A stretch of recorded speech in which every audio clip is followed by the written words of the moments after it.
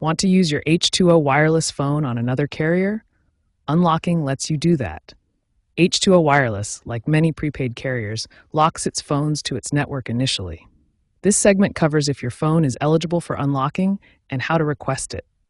To be eligible, your device typically needs to be fully paid off, associated with an active H2O account in good standing, not reported lost or stolen, and purchased directly from H2O Wireless.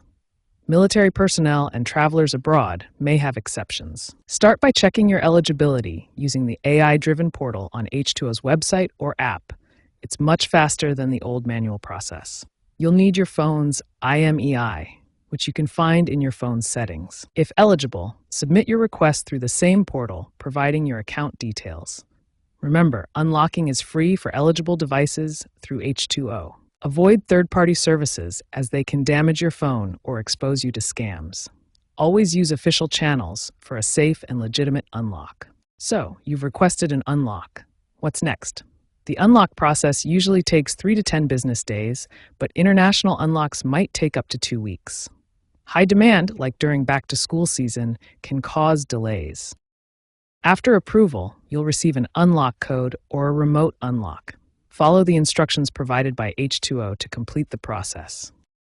If you encounter issues, double-check your eligibility and account status.